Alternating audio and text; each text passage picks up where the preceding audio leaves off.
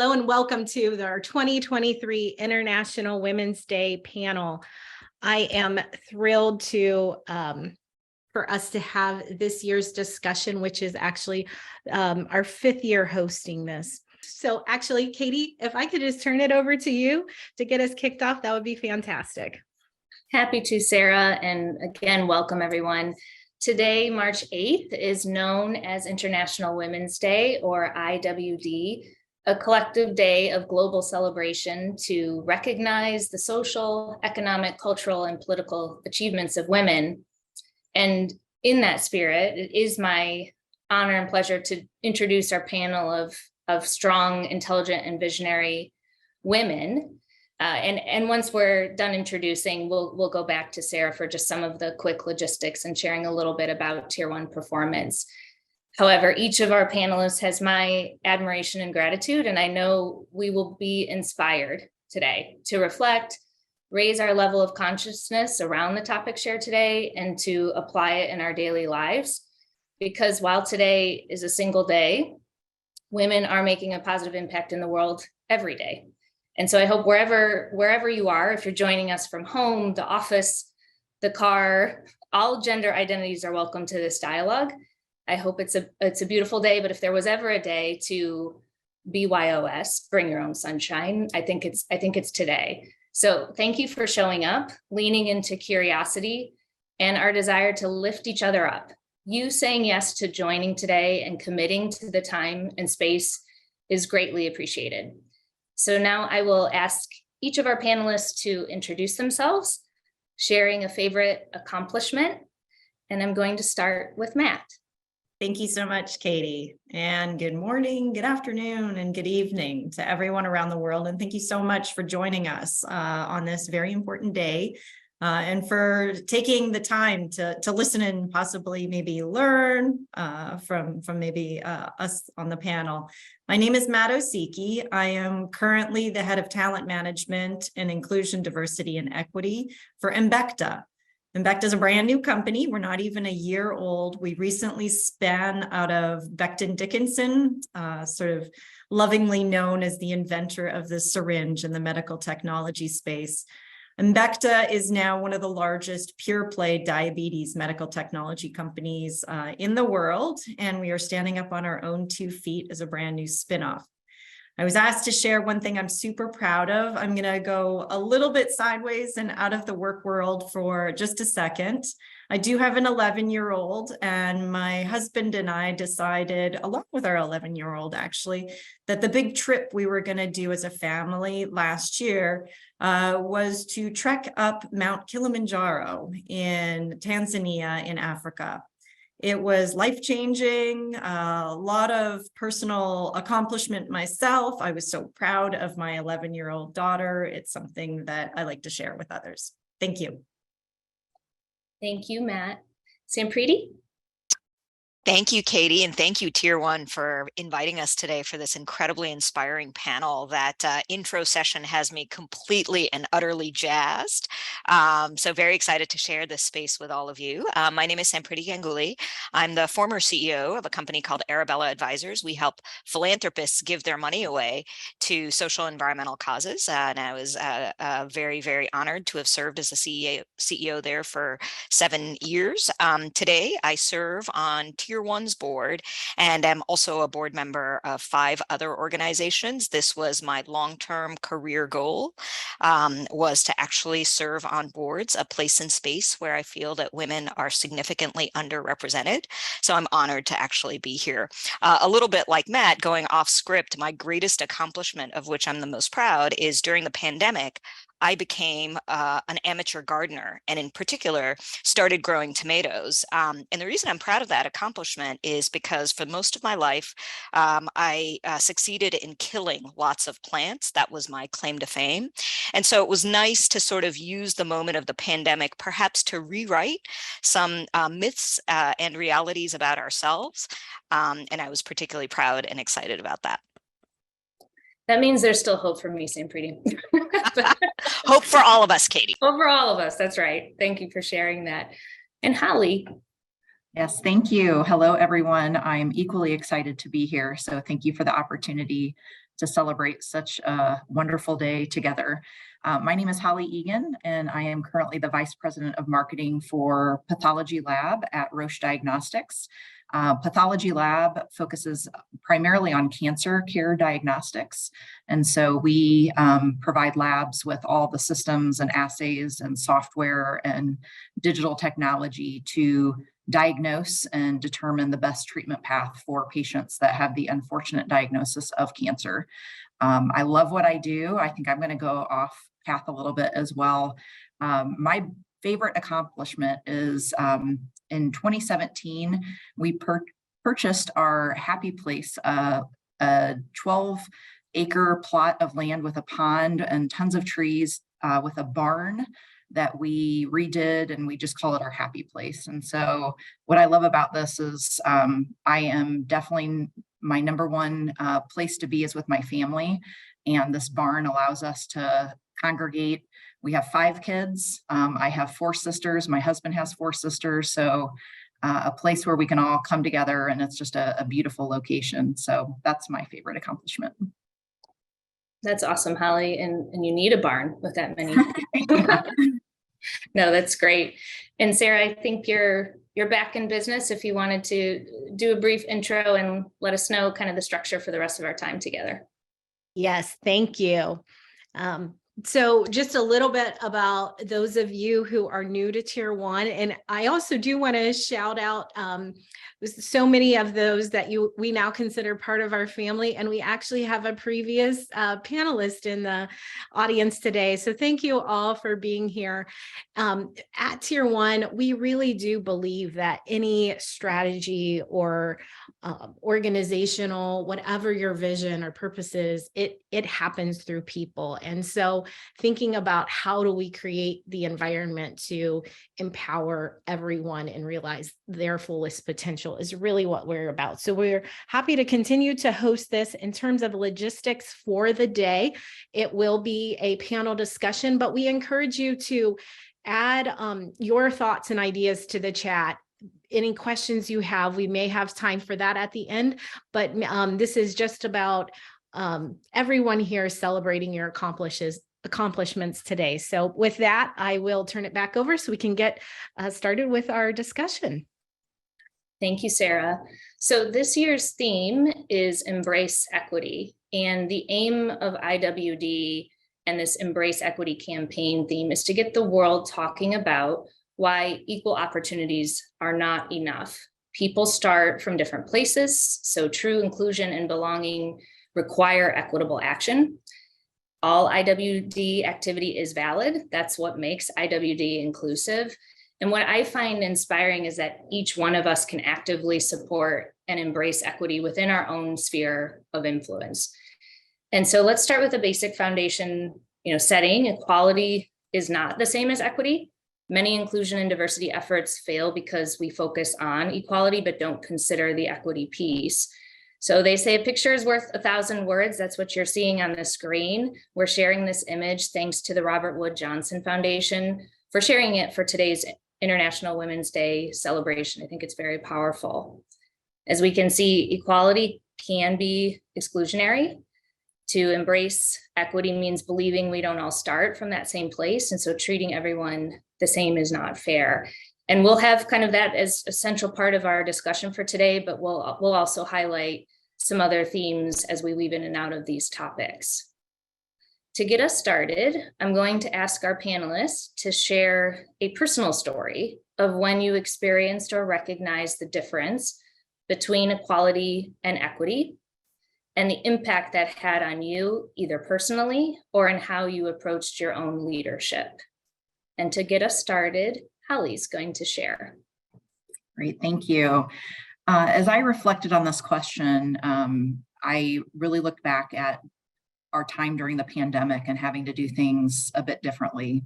And one in particular example that I wanted to share is an individual on my team who, unbeknownst to me, was struggling with some mental health issues.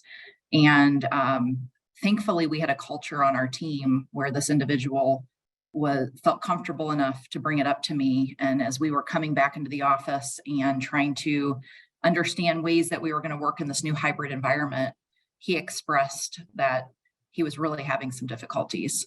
And as I was trying to lead our team into this new normal, it really struck me that I was trying to be fair to everybody. I was trying to take everybody's needs into consideration.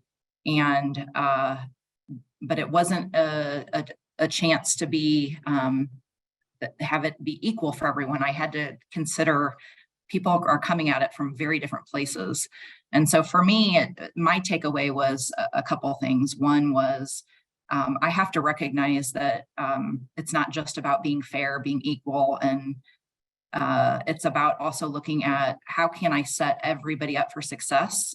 And I need to set up an environment where people can feel comfortable speaking up to share what their needs are so that we can do our part as leaders to help them be successful.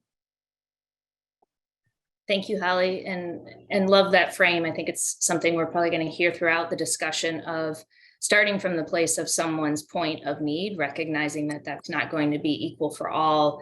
And as a result of that, helping everyone to be set up for success. Matt, how about you? I almost changed what my story was going to be based on what Holly just said, but I'm going to stick to my story because it's a hugely inspirational moment in my life, and it happened last year. I had just started with embecta, and I had a thirst for knowledge. Honestly, I didn't know too much about the diabetes space since this was a new company that I was joining. My father-in-law does have diabetes, so I'd heard about how his life is impacted by having to track glucose levels and having to self-inject, etc. But I still had so much more to learn, type 1 versus type 2. And I was fortunate enough to be invited to a large gala. It was the JDRF gala, JDRF being a non-for-profit organization that focuses on the research around type 1 diabetes. Type 1, in a nutshell, quickly, is the one where you don't produce insulin, and without insulin, you will die. Type 2, there's a little bit more leeway, and you don't produce enough. So I was invited to this massive, exciting, fancy event. And I thought, you know what, I'm probably not the only one that should be learning about this. I wonder if I could bring my 11-year-old with me because I'd like to sort of inspire her, get her to understand what mom does for a living. And they were kind enough to let me bring my 11-year-old with. And part of the way through the actual gala, this young girl pops up onto stage. She was probably 12, 13 years old. And she started to share her story. And I know others in the industry have heard stories like this, but it literally like pit in my stomach. So she starts with a few years ago when I was even younger, I would stare up at the stars and they fascinated me. And I really wanted to be able to touch them and lick them. And the stars were something of huge interest to me. And so I decided early on that maybe there's some way for me to do something with those stars. And so early on, she decided she was going to be an astronomer. She was going to be an astronaut. She was going to get up to those stars and she was going to touch them. And so she started reading and researching in her way as a child. And then unfortunately, we've all been talking about COVID. Her parents took her to the pediatrician. Sure enough, unfortunately, this little girl who had been given a sort of a level playing field and was being treated equally compared to her brothers and sisters, and her parents were supporting her. Suddenly she was diagnosed with type 1 diabetes. So whole family shocked. Oh my goodness, what just happened? Whole life world got flipped upside down. The first thing this little girl does, run home, go onto Google. Can I still be an astronaut if I have type 1 diabetes? The answer, no. Now one day, all of her dreams were squashed. And it sat as sort of, the discussions around intersectionality. This little girl, she got up to the STEM levels as other little boys or others, gender, non-gender, and she was there. And then something else got in the way. And I don't know. we all have choices where we work, what we can help out with. And that to me, it was just, I want to work for a company where maybe I can help other little girls that have finally made that bold decision that I can get into STEM and I can do it. And maybe other things such as diabetes, I can help pull that out of the way. One of our visionary statements is to create a life unlimited by diabetes. This little girl's life was very limited right now by diabetes.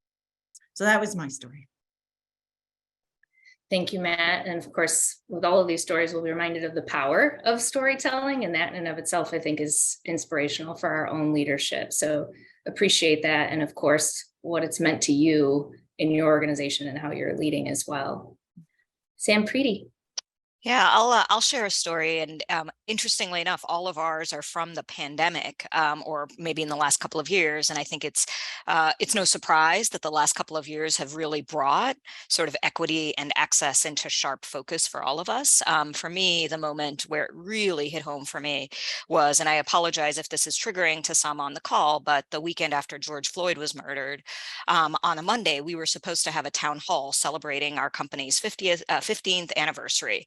And I came in that day, even though we were virtual, and I knew that that was not what was weighing on people's minds. And I also knew that as awful as that weekend was, it was particularly hard for my Black colleagues.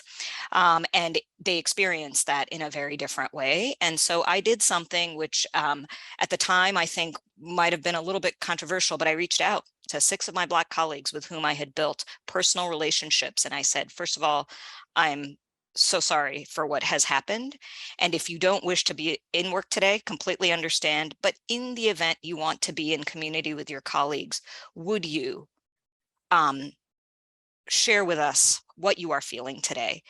And 3 of my colleagues said no. Like, I'm not in a space where I could do that, but 3 said, yes, I am willing to do this and I would like to do that.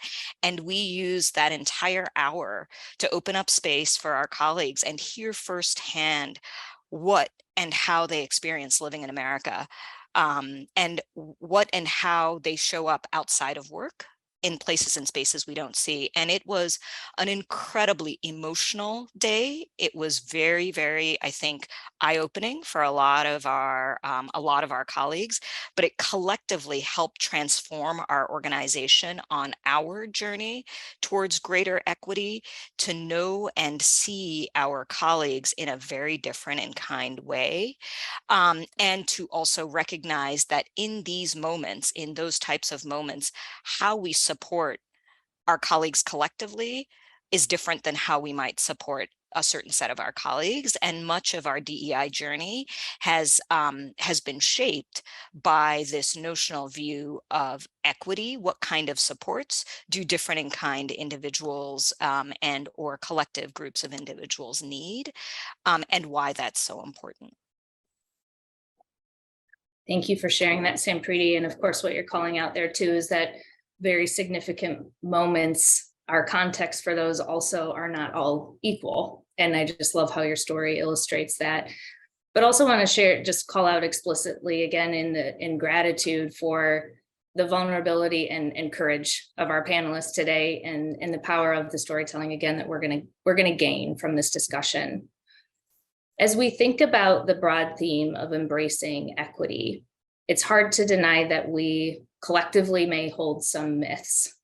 And so what I'll, prop up for a moment is a question around what is a commonly held myths related to women in the workplace, and ask our panelists, in what ways have you or others overcome this? A specific myth or a few that you want to share. And Sampriti, I'm going to come back to you, please. Yeah, I'll start with a myth. And, full disclosure, this may be a generational myth. So I just want to acknowledge that. But as someone who is, 50 and has been in the workplace now for almost 30 years, the myth I'd like to call out for women is what I call the Goldilocks myth. And that Goldilocks myth is that women are either too assertive or not assertive enough in the workplace. And I hear that as a kind of I have heard that as a pretty recurrent pattern as we assess women's performance. Are they ready for leadership? Are they not ready for leadership? Are they too strong in how they show up? Are they not strong enough? And it has always bothered me that it's rare that we ask the same question about men. There is a clear gender lens by which we evaluate or look at women in the workplace. And in all candor, I think sometimes women ourselves maybe sort of buy into that mythology. And so I think it's really, really important for us to recognize that who we are as individuals, whether we're introverts or extroverts, where we are and what our responsibilities are at a particular point in our career, and the kinds of work cultures in which we find ourselves all determine how we show up at work and what we are comfortable with. And the reality is at times we may need to be really assertive, at times we may need to be less assertive, and the sort of role of leaders is to be able to sort of dial that up and dial that down. But I think this bias we have to sort of strive for that kind of perfect balance between the two is a false myth. And certainly for me, it's taken me a long time to walk away from that and say, I don't believe that. I'm not going to honor that, and I'm not going to try to project that onto others as well. Thank you, Sampriti. And the Goldilocks kind of myth of is there a just right? And there's never likely a just right for everyone, right? So like your authentic self and being comfortable in what that represents too, I think is a big part of how you might reframe for yourself what you've believed around myths too. Matt, could I ask you to share? Yeah, absolutely. So Sampriti, when you say, I'm not sure if this one still exists or not, I did the same thing. And I went on Google and looked up what myths still exist just to see if I could tackle some of the ones, because I wasn't certain if some of them were a generational thing. And the Goldilocks myth still exists. So that is not something that was just our generation. So it turns out we're the same generation. I'm a Gen Xer as well. And so I tackled some of the ones that I saw on Google, and I realized one of the big things that I do is try and role model the opposite, both in my personal life and then also in the workforce. And so the Goldilocks one, of course, there's two sides to it. I am fairly assertive, and I encourage that with all of who I choose as friends, with my daughter herself. Another one I read was about STEM. And feeling like, I wonder if this is still a male-dominated space. That one still exists as well. And getting my Ph.D., it was hard. There was a lot of pooping cat calls and things like that you had to work through because you're just a girl. And so breaking through that and trying to role model that no, women can get PhDs as well. Another one I saw, and this was more just a silly one, really silly, but it starts with silly little things. The girls all like pink. My daughter's always loved blue, and I've always encouraged her to wear blue and like blue. You don't have to wear pink just because you're a girl. And that one's really silly, but it's these little things sometimes that add up. Another bigger one, more important for a lot of us in the workforce, is women don't ask for pay raises. It's a tough conversation. I've definitely done it many times, and I help by coaching other women on the data points to bring into your discussion and how to make it a fruitful one. I feel like I've done well. I've managed to figure out how to do it and usually get what I want. But the one I wanted to really focus on is, and I saw it still exist, is as a Gen Xer in North America. I was born and raised in Canada. I'm Canadian. It was the feeling that as a woman, you have to put your head to the grindstone, and you know what, you're probably gonna have to work twice as hard as your male colleagues. And I thought that's the way it was, and I'm going to continue to do that. And it's going to be harder for me, and I will work twice as hard, and I'm probably not going to have a social life, etc. And then I had mentors along the way. I had one woman in particular who would always bust my chops. and why this, why aren't you doing that? And finally, I mean, I barely had the courage to do this, but I asked her, why are you always busting my chops on everything? Well, Matt, I see potential in you. And so I'm going to put obstacles in your way just to push you harder so that you can reach your full potential. And I felt like, I mean, I didn't have the courage to say it, but I was like, look, sister, can you maybe pull some rocks out of my way instead I keep throwing them in my path? This is crazy. And it was a pivotal moment. I mean, we have all kinds of hopefully mentors. And this is, at first, I didn't think that it was necessary. This was another learning lesson. I thought, I know I have to work twice as hard and I'm just going to do it. Having the right mentors and allies, male, female, whatever, gender preference, it doesn't matter. And thinking about how do you gauge? So I do have a PhD, so I always look for data around me. That individual that you want to pick as a mentor, think about or look at what sort of a team do they have around them? Are they diverse? Those are easy ones to look at to see what is their true belief system really deep down inside. And you'll learn from people that do it right and do it wrong. And the thing I learned from this one mentor of mine was what not to do, not to throw rocks in the way of folks where there isn't quite equality yet, and they just need a little extra boost. And that's the way I lead now. I purposely select folks that I feel like maybe they don't have the same upbringing or privileges that I have had. So I've only got so many hours in the day, but I can coach and mentor a few people, and I hand select very specific individuals that I feel like they just need a little extra boost to get them to the same starting line as everyone else. Because I see either a growth mindset or just that fire in the belly, that eagerness, which is so important to me. Thank you. It's awesome, Matt. And you mentioning mentors, they have such a big influence, I think, in our lives. And I hope for all of us, we really have what I reference as a constellation of mentors. Like we go to people for different things, recognizing strengths. And there's a myth that I had early in my career, which was you being kind of younger in the room or newer to a space, that I needed to wait to be called upon or to speak. And I had a mentor who said, there's a reason you're in the room. You don't have to say much, but don't leave the room letting anyone wonder why you were there. And that has stuck with me in terms of also, like you were sharing, of just like removing roadblocks. Like that wasn't a big one that she helped necessarily to move, but it was a significant one for me feeling like I had a place, had a voice that was meaningful. So really appreciate that. And I'll just pause it to see if there was anything else that came to mind for anyone before we shift gears.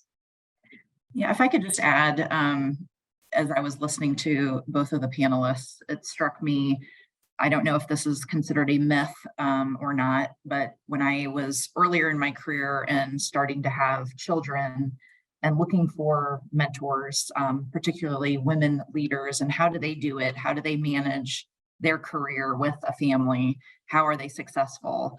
And I got very conflicting feedback from so many, and I wasn't willing to trade off my children for a career. And I had one mentor that told me, you know what, Holly, you can do anything that you set your mind to, and you are going to treat others how to treat you, and you set boundaries, and that's your responsibility. And so I took that advice early on, and I said, I am going to put my number one family first, but I'm going to have a career. I'm going to be challenged. I'm going to be successful, and I'm going to do everything that anybody else can do, but I'm going to do it with putting family first, because I taught others how to treat me. And that stuck with me. So I just wanted to add that to the story. I love that, Holly, because if you start it early enough, also for those that are maybe mentoring others or those on the call that are early in career, if you set the precedent early enough that I have a balance, I got to go walk the dog, or I've got to go travel the world and learn, or I've got to hang out with my family, whatever it is, Yes. and you get your work done, then it becomes I've noticed that it becomes less and less of a question. And you have to get past the hump your own self that I feel guilty, and getting past that.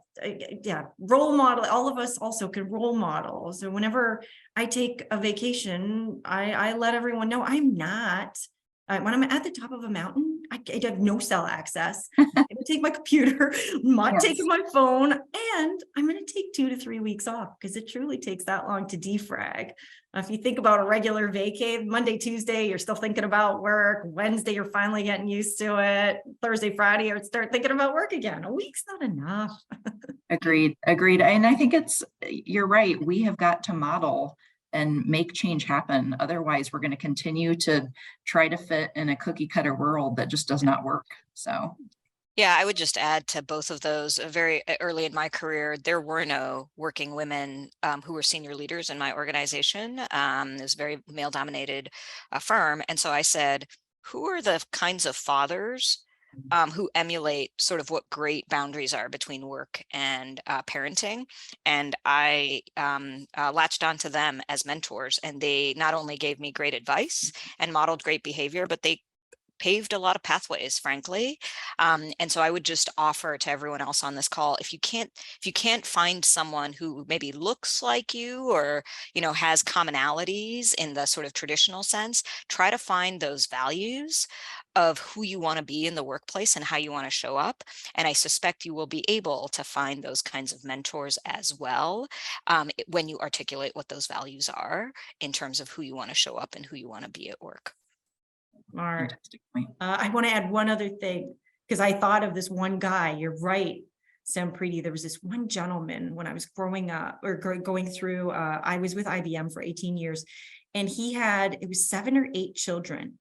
And every morning, he was very religious. He would go to church and he would have breakfast with all of his children, and he'd have dinner every night with every single one of them. And he was an SVP. And I thought, see, it can get done. And yeah, you're right. Even if he didn't quite look like me, oh my goodness, that was like inspirational. I wanted to strive for some. And again, you did the same thing.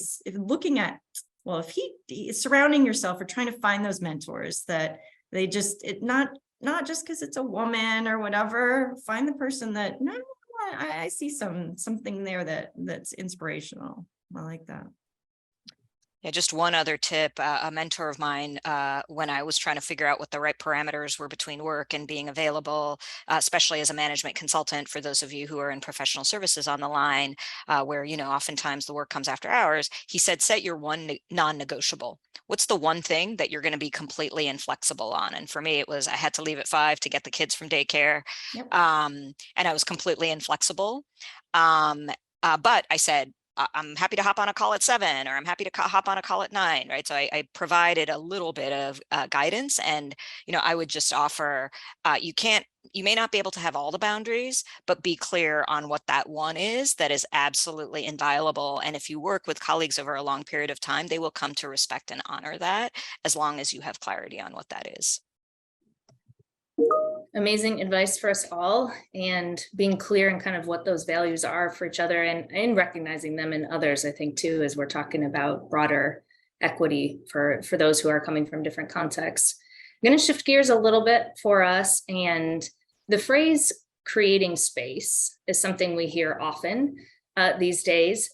In the context of equity, we're talking about inclusive spaces specifically today. So today, there have been 4 Black women chosen to lead Fortune 500 companies as CEO, and almost 60% of Black women have never had an informal interaction with a senior leader at their organization. As leaders, how do we model and create those inclusive spaces? And Holly, I'll start with you. Yeah, I think this just requires intentionality. I can speak for, we have a program at Roche where I work that sets up mentorship programs with everyone. And it is on all of us as leaders to make sure that we are encouraging people that may not have the opportunity to make that connection with a leader, or feel comfortable with it, or whatever it may be. So it takes the intentionality to give everybody that chance to have that exposure and that ability for that type of mentorship. Again, it's intentionality, in my opinion. Thank you, Holly. Sampriti, would you like to add? Yeah, I mean, I think I agree that it's intentionality. I think I have observed that sometimes you have to show up in spaces that are not the obvious spaces to create inclusion. So I tend, companies will do things like we're going to have a lunch and learn, or we're hoping to try to draw people in. And at times you just have to observe, where are there natural spaces where people are, people who perhaps I don't interact with as much, people who may come from a sort of different background than myself, and try to find those spaces to make yourself a little bit more vulnerable, make yourself a little bit, step yourself out of a little bit of the comfort zone to identify those spaces. I also just want to offer maybe a slightly controversial perspective on this, which is you shared that statistic, which is a valid statistic. It is also the case that Black women are the demographic that is most represented in people who are starting their own businesses. So if you look at small businesses today, Black women are starting more small businesses than everyone else. And maybe we should ask ourselves the question of, why are they choosing to sort of be their own bosses, to become entrepreneurs, instead of being in these kind of large corporate spaces. I think we can diagnose what the problem is, but maybe we can reframe this also around opportunity and celebrate that today, not just Black women, but women can choose to be entrepreneurs and risk takers and be their own bosses, and maybe not have to spend, an entire career trying to decode and deconstruct and rebuild these kinds of organizations. So kind of a controversial point that I'll just put out there for consideration. But what I would say is, we are the purveyors of our own destiny in many of the spaces that we choose. Yeah, thank you for sharing that, Sampriti. And, I think I reflect on some of what I've heard you share too, that the pathway of possibilities that women have, like the true agencies we have, a career is not always linear. So maybe another myth in that we don't need to subscribe to. And so there's many ways to exhibit and manifest that leadership, and that is a very personal choice. And thinking about, I love the question that I think you posed as we were prepping for the panel, of like, what do we really want as a society in terms of equal representation? And what might that mean? Some women may select out, as you were describing, like from corporate, because it does not align with their values. And also then we have to be thinking about, are there different values that we should be helping to create in those other spaces that give those opportunities, should someone want to choose to stay in those spaces? Yeah, and I would just offer, Katie, I think, we're at a place as a society, and my counterparts on the panel who are in the healthcare space are much better positioned to speak to this than I am. But, it's very possible that we will have a 50-year quote unquote working career. People aren't retiring at 60 anymore, right? We have much longer to think about what a career is, and a sort of linear pathway in a traditional company is one part of that journey. And that can be an enabler for us and a launching pad for us to think about different pathways in that journey. Great.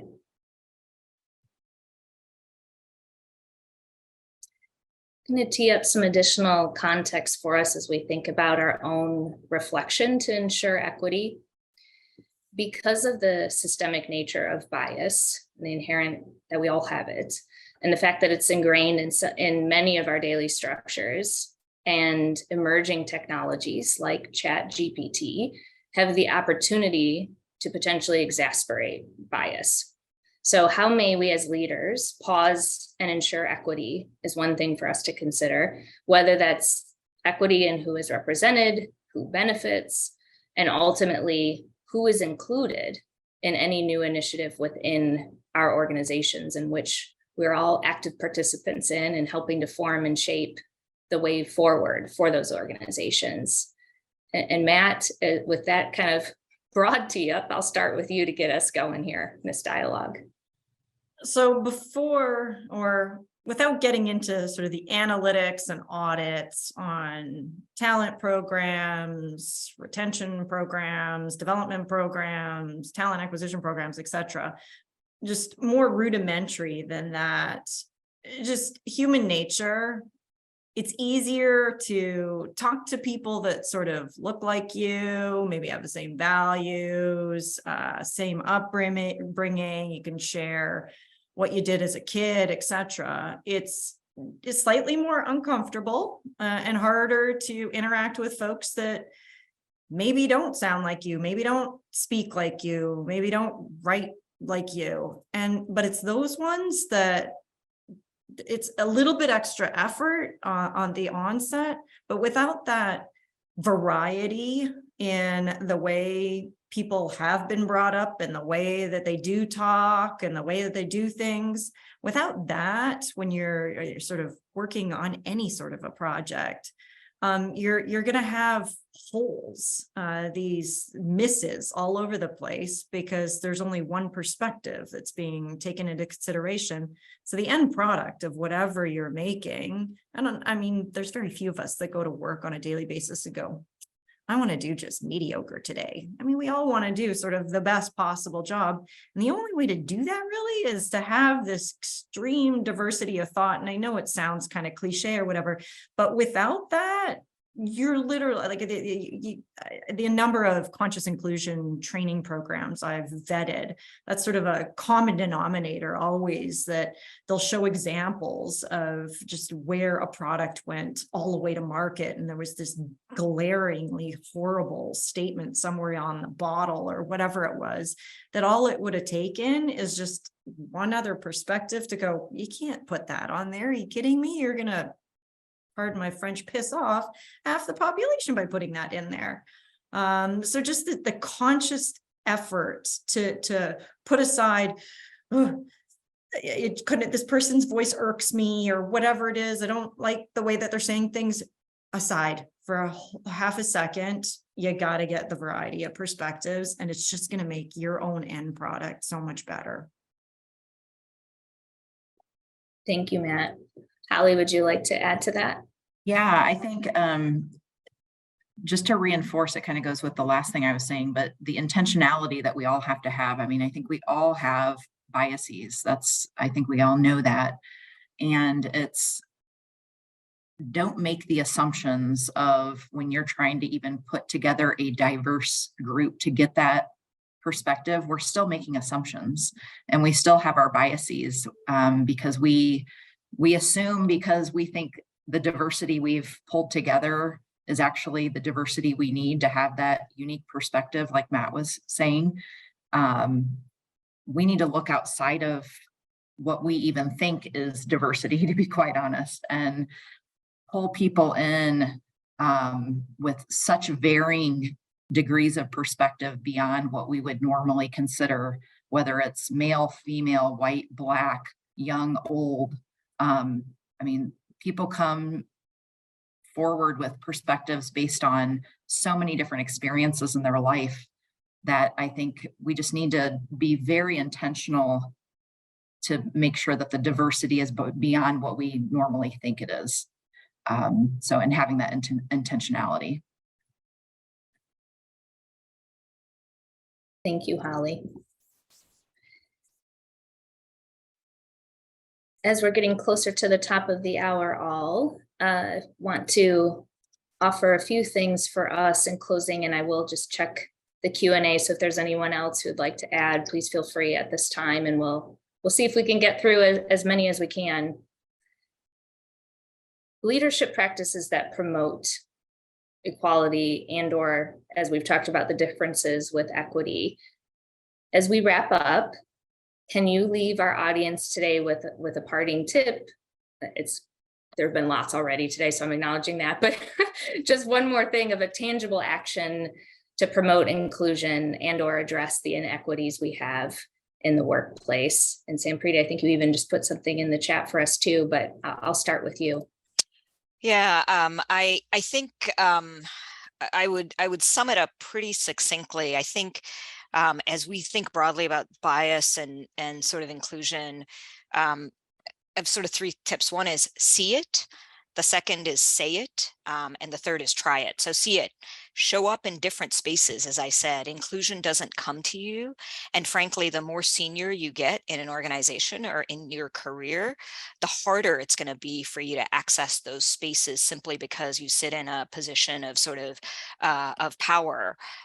So you have to try to find different places and the non-obvious places to see sort of where the gaps are. Say it. I think you have to name very clearly what the inequities are in your organization that you're trying to address. And also be honest, quite frankly, when you don't think you're making progress in that area. It's really hard. A lot of organizations and individuals are putting a ton of effort towards sort of deepening their learning and practice. And there are places and spaces where we're having success and other places where we're not. And the key to getting better is in the learning of what's not working, not the celebration of what is. And I know that's hard, but I think it's really important.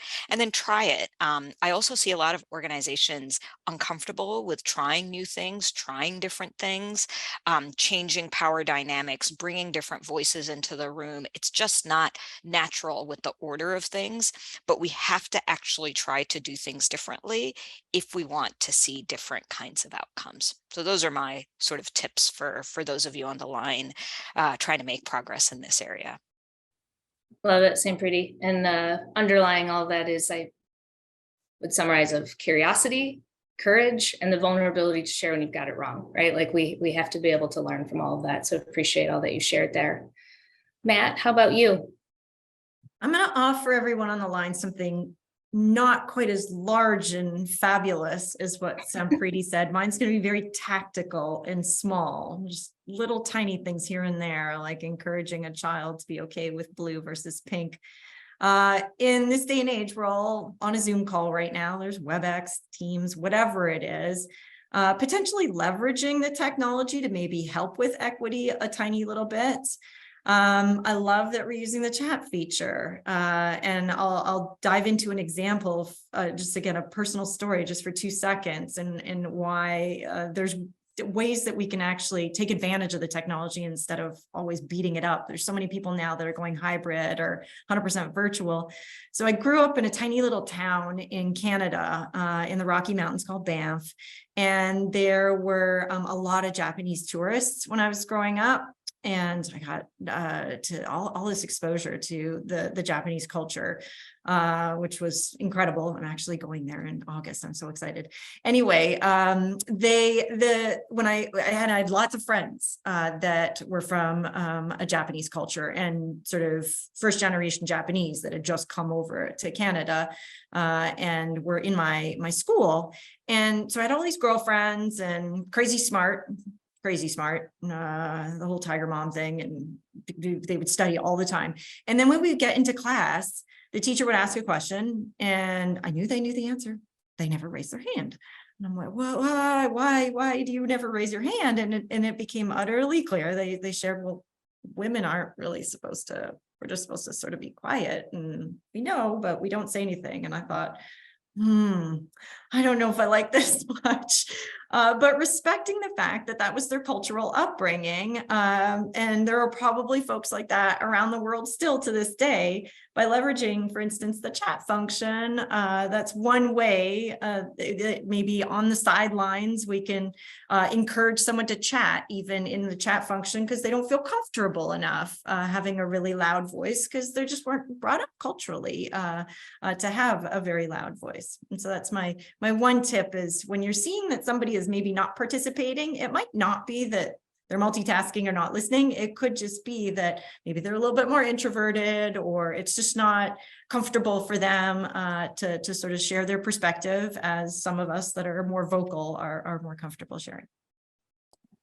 Thank you, Matt. And I do think the small pragmatic things can have a very significant impact. So love that you shared that. And Holly. Yeah, so my closing thought is that each of us as individuals have our own stories, and they may not be evident by just the way we view one another. And so I think it's critical that we all set a culture where people feel safe to speak up and to have a voice. And whether it's a voice through a feature like Matt was describing, where they don't feel comfortable raising their hand, we need to have a culture where people, when whatever mechanism they can speak up, can share. Going back to my initial story of the gentleman on my team that was struggling with anxiety and ADHD when we were coming back into the office and was really struggling. I look back on that and I think he spoke up because he felt safe to speak up. And I think in some situations people wouldn't, and they would just try to deal with it on their own. And that's not going to set people up for success. It's not going to allow us to be inclusive with people. It's not going to put us beyond our unconscious biases. So it's really setting that culture, I think, would be my call to action for all of us, is let's set the culture that we want so that we can make change happen in our society for the better. Thank you, Holly.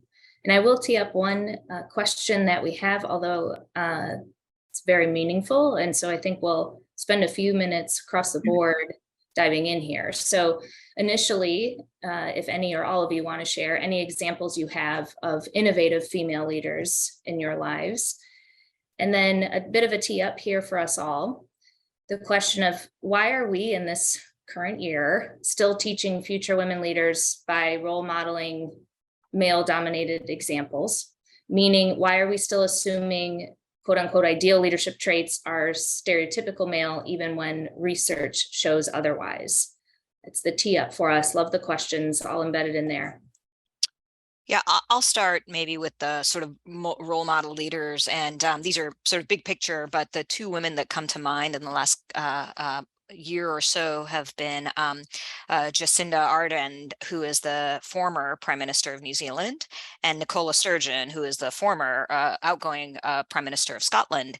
And they're both incredible women because they had these incredible positions of power, and they both stepped down from their roles explicitly sort of saying that, their self-care and or they had no more gas in the tank.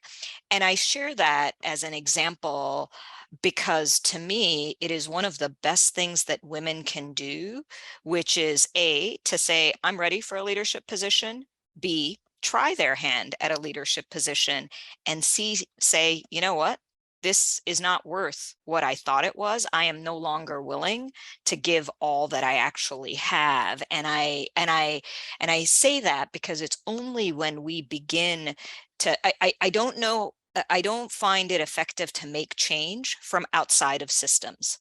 You have to be in a system to be most effective at making change. This is true, especially for large, complex organizations. Just think about it as an activist, you can only do so much to change a company, but when you're within the company, you can actually affect change. So this notional view, I think the power that women can have, I believe today, is to make the choice of trying to create change within the systems in which they operate with full transparency into the difficulty that comes with that, including the sort of misogyny or male domination that was articulated in the question. But women can also be very loud and clear in signaling when it's not working, especially when they are in those positions of power. And I think we, as women, need to come to a place where we see that stepping back, stepping off as success and an ability, a call to action for change, rather than seeing it as kind of a failure. So that's what I'll offer. Thank you, Sampriti. I can go ahead. When the question about male-dominated traits, and there's just a mountain of research showing things such as the typical charismatic, etc., not always those being the correlated items to high performance. I think a lot of us have seen over and over that foundationally below sort of the behaviors or traits that we see visibly is always this element of trust, and that nobody is going to follow a leader that they don't trust.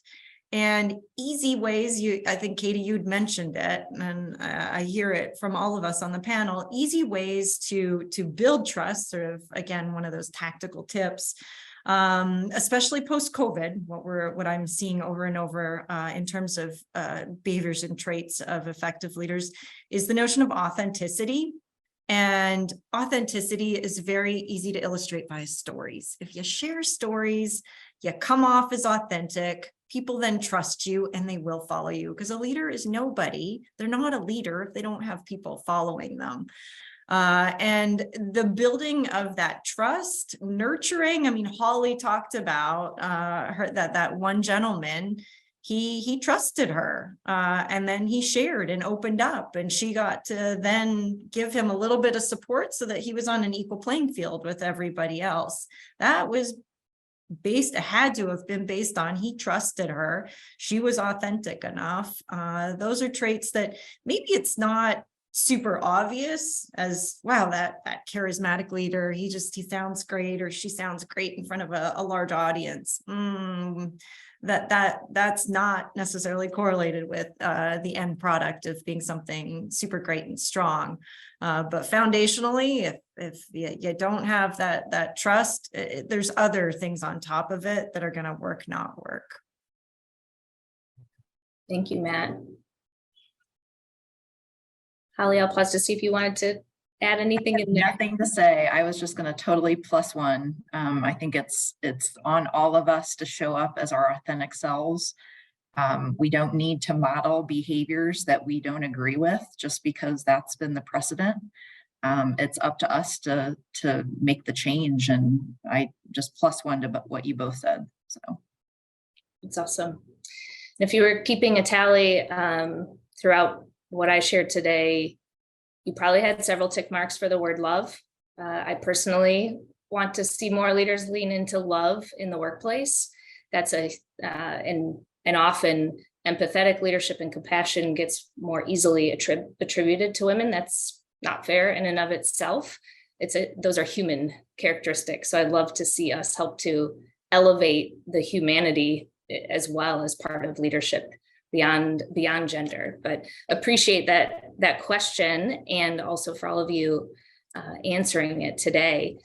Time goes so fast in these panels, especially on today. It's one of the events that I really look forward to in the year. And what I'll wrap with is to pose the question to everyone who joined us today. Are you in?